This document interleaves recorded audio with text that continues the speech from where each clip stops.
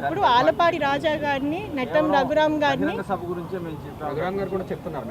లేదు, ఆలపాటి రాజా గారిని, రఘురామ్ గారిని, అలాగే కొనకల నారాయణ గారిని ప్రత్యేకంగా పంపించి 3 విషయాలు చెప్పారండి. ఒకటి ఏంటంటే ఈ కార్యక్రమానికి ఇన్ఛార్జ్ని వేరే వాళ్ళని నియమిస్తున్నామని. రెండోది నారా లోకేష్ గారు అసలు నాని అన్నకి ఈ ఈ ప్రోగ్రాంతో ఏంటి సంబంధం, ఎందుకు జోక్యం చేసుకుంటున్నారు అని అడిగారు. అంటే ఒక సిట్టింగ్ ఎంపీని ఆయన కాన్స్టిట్యున్సీలో పార్టీ ప్రోగ్రాం జరుగుతుంటే ఆయనకి ఏంటి సంబంధం అని ఎలా అడుగుతారండి? అలాగే మూడోది ఈ పొజిషన్ కోసం వేరే వాళ్ళని వెతుకుతున్నారు, అందుకని మీరు కొంచెం సైలెంట్ అవ్వాలి అనేది కూడా జరిగింది. సో ఇవన్నీ కూడా ఏంటంటే అండి, మీకు తెలిసిన ఈ స్ట్రాటజీస్ అన్నీ మీరు ఎప్పటి నుంచో చూస్తున్నారు. సో ఇవన్నీ కూడా మీరు కన్సిడరేషన్లోకి తీసుకోవాలి. నాన్నగారి వ్యక్తిత్వం అంటేనే మీకు తెలిసి నేను ఆయన్ని డిఫెండ్ చేయక్కర్లేదు. ఆయన నిజాయితీగా నిస్వార్థంగా పనిచేసే నాయకుడు.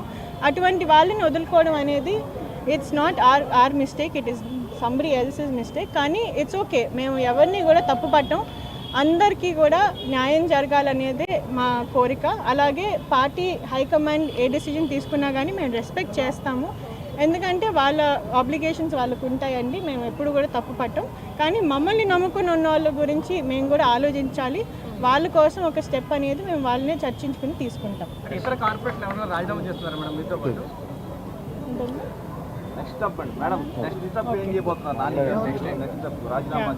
అదే అండి నెక్స్ట్ కార్యాచరణ ఏంటనేది కేశినేని నాని గారు మా క్యాడర్ అంతటితో కూడా చర్చించి వాళ్ళకి ఏది రైట్ అనిపిస్తే దాన్ని బట్టి నెక్స్ట్ స్టెప్ తీసుకుంటాము.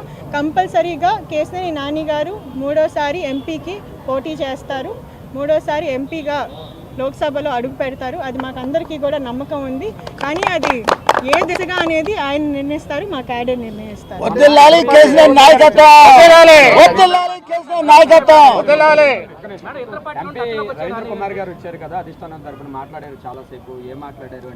అది ఆయన యాక్చువల్గా కనకమల్లి రవీంద్ర గారికి మాకు ఎంతో ఆత్మీయ సంబంధం ఉందండి.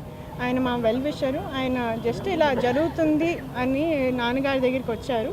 ఏంటంటే జస్ట్ ఒక వెల్ విషర్గా ఏం జరుగుతుంది ఏంటి అనేది డిస్కస్ చేసుకోవడానికి వచ్చారే కానీ ప్లస్ ఏంటంటే ఆయన obviously he is a very respected Rajya Sabha member, he is a very fair person.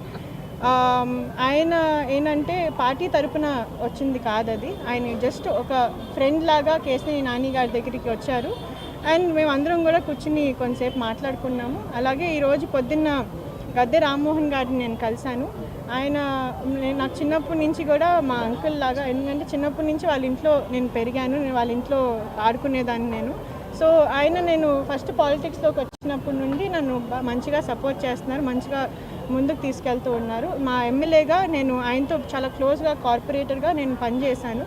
అందుకని ఈరోజు పొద్దున్న ఆయనకు కూడా వెళ్ళి నా నిర్ణయాన్ని నేను వ్యక్తం చేశాను. ఆ తర్వాతే ఇక్కడికి వచ్చి రాజీనామా చేశాను. ఇతర పార్టీలోకి రావాలని ఇప్పుడు ఒక లాస్ట్తో చెప్తానండి, కేశినేని నాని గారు అంటే పార్టీలకు అతీతంగా చాలామంది ప్రేమిస్తారు. ఆయన వెల్ విషెస్ అనేది మొత్తం విజయవాడ ప్రాంతంలోనే కాదు, ఆంధ్ర రాష్ట్రంలో ఎక్కడైనా కానీ ఉంటారు. ఆయనకి ప్రతి పార్టీ కూడా ఫేవరెట్